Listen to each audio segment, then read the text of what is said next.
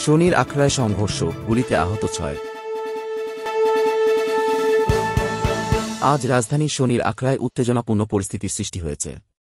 কোটা সংস্কার আন্দোলনে যুক্ত শিক্ষার্থীদের সঙ্গে পুলিশের সংঘর্ষে 6 জন গুলিবিদ্ধ হয়েছেন।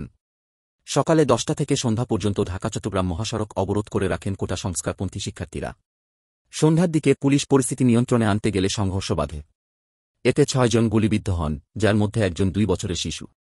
স্থানীয়রা জানিয়েছেন, বিক্ষোভকারীরা কাজলা এলাকায় হানিফ ফ্লাইওভারের টোল প্লাজায় আগুন দিয়েছেন। পরিস্থিতি নিয়ন্ত্রণে আনতে বিপুল সংখ্যক পুলিশ, র্যাব এবং আর্মড পুলিশ ব্যাটালিয়নের সদস্যদের মোতায়েন করা হয়েছে। আহতদের ঢাকা মেডিকেল কলেজ হাসপাতালে নেওয়া হয়েছে। আহতদের মধ্যে আছেন ইরান, সোহাগ, বাবু মিয়া ও তার শিশুপুত্র রোহিত মিয়া এবং স্কুলছাত্র মাহিম আহমেদ। বাবু মিয়া জানিয়েছেন, তিনি ও তার শিশু সন্তান বাড়ির সামনে দাঁড়িয়েছিলেন যখন পুলিশের ছোড়া গুলি তাদের গায়ে লাগে। মাহিম আহমেদের বাবা জানান, কোচিং শেষ করে বাসায় ফেরার পথে তার ছেলে গুলিবিদ্ধ হয়।